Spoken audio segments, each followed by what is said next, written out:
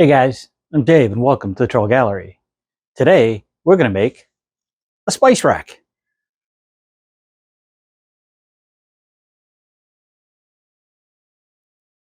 About 3 years ago I built this spice rack, and it was based on the theory that all our spices came from the same store, the same size bottles, and everything would fit nicely. Well, times have changed and stuff happens, and there's now multiple size bottles in here, and some of them just don't quite fit. So since I have a little bit of spare time right now and some leftover ambrosia maple, I think it's time to update our spice rack. Let's see how that came together. This project started like most, by breaking down the materials and preparing them for the project. I've got a video that explains my methods, and I'll link to that below. I glued up a panel that will be large enough to get both side pieces out of, and I ran that through the planer to clean up the glue lines. While I was there, I milled my panel down to 1/2 inch thick, taking a few light passes as I got closer to my final thickness. This ambrosia maple has lots of figure, wormholes, and a few checks. And some of those checks are a little bit larger than I'd like, so I'll fill them in with some CA glue. The few checks that I think might seep through get backed with some packing tape. I like to start sealing the checks with some thin CA glue and activator, and then I can add medium or thick CA glue as needed to fill the void. The activator sets the glue almost immediately, letting you keep working until the check is just overfilled.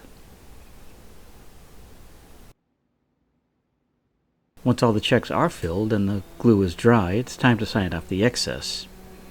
Now, I'm not just going for smooth, but I also sand the areas until the staining from the glue is gone as well. And if you find some checks that still need work, just add a bit more glue, a little activator, and keep sanding away. With the panel cleaned up, I squared the edges using a crosscut sled at the table saw. Both crosscuts were registered off the same edge, then the opposite edge was ripped to width. The dimensions aren't critical here since I'm keeping the panels oversized for now. I resawed some 3/4 inch thick panels, roughly in half at my bandsaw. I had the wrong blade, so it took forever, and I'll spare you the agony of that slow process. I let those pieces sit for a day or two before planing them smooth. I started with a known flat surface, hot melt glued the pieces in place, and made a few passes through the planer until all of my stock had one flat face. Now those pieces could be flipped over, and the other side was planed parallel to the first, and then I reduced it to a final thickness of 1/4 inch. At the table saw, I ripped a straight edge on each piece, and then reset my fence to cut the 3 sizes of stock I needed for this project. First the backs at 3.5 inches, then the bottoms at 2 inches,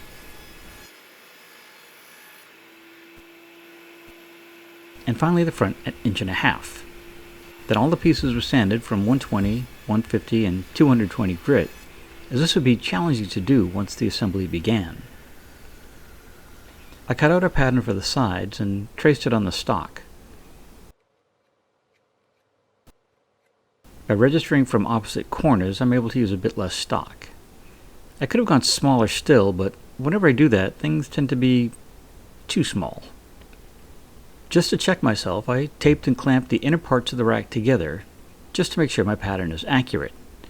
Not that my designs have ever been, off before. With the pattern checked out, it's time to cut out the sides. I started at the bandsaw and just rough cut the 2 halves apart. I went back to the table saw with a crosscut blade installed to begin cutting out the steps in the sides. There are a lot of ways to do this, and to many people this technique may seem a bit sketchy, but it will leave nice straight edges on my sides. I raise the blade fully, then transfer the location of the leading edge of the blade to my fence with a pencil line. I also transferred my layout lines to the fence side of my panel. Then I can adjust the fence and sneak up on my lines. Then I feed the stock into the blade, stopping where the line on the stock meets the line on the fence. By working slowly and carefully, I can make sure that I don't feed the stock past my layout lines. Then I can adjust the fence and make the next pair of cuts and repeat. After all the cross cuts are made, I swap to a rip blade to make the opposing cuts. The first cuts worked fine. When I started the next cut, there was a little fluttering from the off cut, and I wasn't real excited about continuing on like that. Off camera, I trimmed the tips of the off cuts at the bandsaw. Now the table saw blade misses the previous cutoff, going straight into the new cut. The last cut was just to trim the sides to their final width. To clean up the remaining corner cuts, I went back to the bandsaw. I kept the blade near the waist side of the stock, and then as I got to the corner, I eased the blade to my cut line and trimmed into the corner. A pass or two with a sharp chisel cleaned up the inner corners. A little hand sanding with some 120 and then 220 grit paper and a sanding block cleaned up the saw marks from both machines. To begin the assembly, I glued one bottom to each back piece. Since the pieces have been sanded, I added blue tape to minimize any squeeze out from getting on the pieces. On the back, the blue tape is offset by 1/4 inch or the thickness of that bottom. I had some 3/4 inch square aluminum bar, although I have no idea why. Anywho, I used that as a clamping square since the bar was squarish. I began by clamping the bar flush to the bottom edge of the bottom piece. Then I ran a bead of glue on the back, wiped off any excess to keep the cleanup easier, and then I set the bottom in place. The outer edge of the bottom was set in line with the outer edge of the back, and I clamped the aluminum bar down to help hold things in place. Then I can add a few quick grip clamps to put pressure on the glue joint, and repeated this for all 5 sets. Once the glue is dry, I removed the clamps and the bars and then peeled off the blue tape.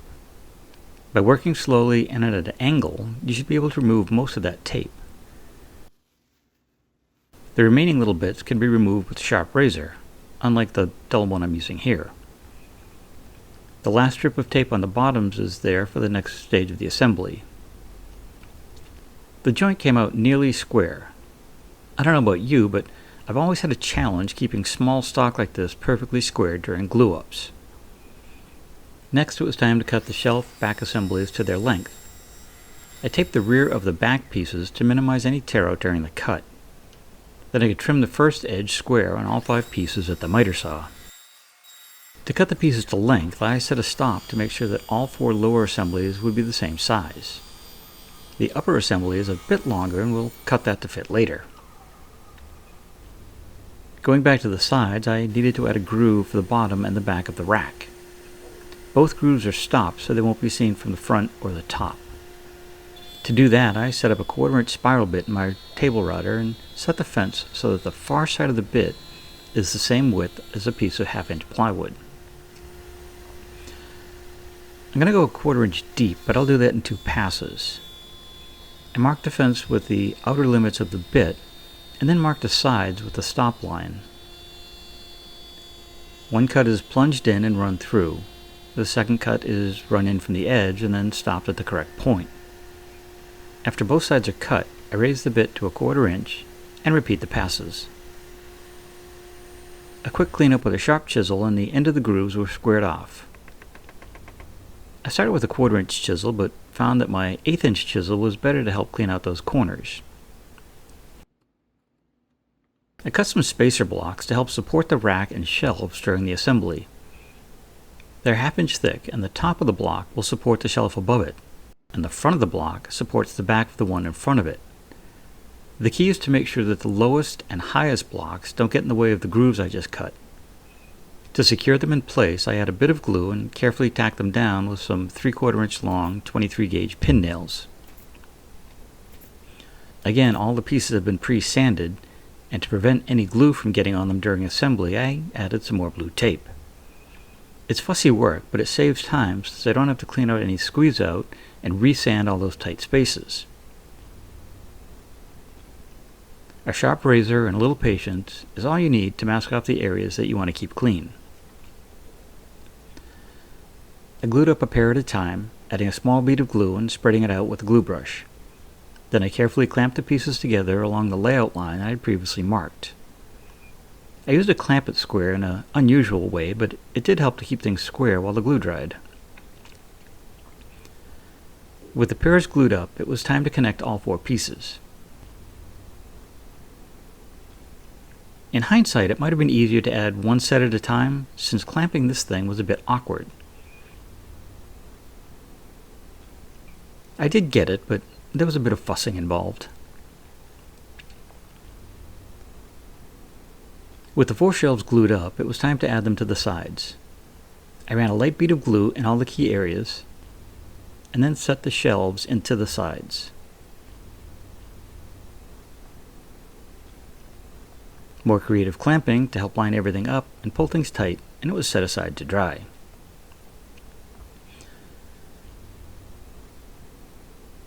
The upper shelf is a bit different than the others, since its back stands proud of the sides. I started by clamping the shelf to the sides and made a mark for my next cut. Then I could set the front in place and marked its length to be cut as well. Back at the table saw, I trimmed the bottom of the shelf to the marks I had just made. After checking the width, a small adjustment was needed for a good fit, which is what I had when I realized I had just messed up the cut, ruining that piece. While I was replacing the upper shelf, I decided to move on to the bottom and back pieces. The bottom is 1/2-inch birch, and since I used up all my ambrosia maple, the back is made up of hard maple, planed to the same thickness as the ply. Both pieces were ripped a bit oversized at the table saw, then I squared one end at the miter saw. After some careful measurements and a test cut, I trimmed the 2 pieces to width to match the grooves in the rack. I set a dado set in my table saw and added a sacrificial fence so I could cut the rabbets on the sides of the back and the bottom. After checking that the fit was correct, I could then rip the pieces to their final width. Another light bead of glue in the bottom rabbets and along the front edge of the bottom, and it was slid in place. More clamps and more gluing time. Once that was dry, I came back and glued the front to the rack. And then this happened.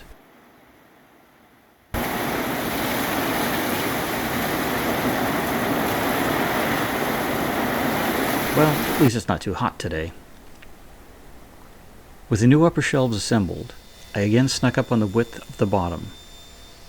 That cut allowed me to set the upper shelf in place and mark both the height of the crosscut and then the outer width for the back. I cut the outer width at the miter saw, again sneaking up on my line for a snug fit. I used the bandsaw to make the last cuts that will allow the back to sit over the sides. I took my time and cut right to my line. Then I do one last test fit to see how things looked. A little more blue tape and it was time to glue the shelf to the rack. I added a bead of glue along the front of the shelf and to the 2 sides before clamping it in place. With the assembly complete, it was time for one last sanding. I started by cleaning up where the upper shelf met the sides. Then I continued to sand the entire outside of the rack. I started with my random orbit sander with 150 grit, then 220, and finally 320 discs. Since I'm using a Danish oil finish, I like to hand sand with 400 and 600 grit paper to really burnish the material. I could have used a sanding block here, but once I got past the sides, it's all detail work, so I just sanded everything by hand. And before moving to the 600 grit, I used the 400 grit paper to ease the edges. This way they still look square, but they're not sharp. After sanding with the 600 grit paper, it was time for the first coat of oil. Now I've been using Danish oil for years. I think it provides a beautiful finish, it's easy to repair, and it's forgiving if you're applying it in a dusty area. Oh, and it really leaves a warm tone on this ambrosia maple. Just wipe the oil on with a clean rag and let it soak in. There are lots of corners and tight spots on this rack, so I used an acid brush to ensure that every part of the build gets a coat. I came back in about 20 minutes to wipe off any excess oil and let it sit overnight before applying the next coat. I prefer to use 6 coats of oil over a period of at least 6 days, and then I can add a coat or two of paste wax for a little added protection. The new spice rack is complete, and there's plenty of room for all the spices we use. Well, at least the ones we use on a regular basis. And the different shaped bottles are no longer a problem. Not only that, but we've got that secret compartment in the back where we can hide our extra spices or maybe our favorite snacks. Still have to work on this back panel because there's no good way to access it, but I'll do some work on that and get back to you. Love to hear your thoughts on this video. Was there something I could have done differently, easier, safer? Drop them in the comments below. If you enjoyed this video, maybe give us a thumbs up and share it with your friends. And if you haven't already, maybe hit that subscribe button and a little bell so you get notified each time I put out a new video. Not sure what's coming up next, but should be something interesting. So until then, have a great day, stay safe, and take care. We'll see you soon.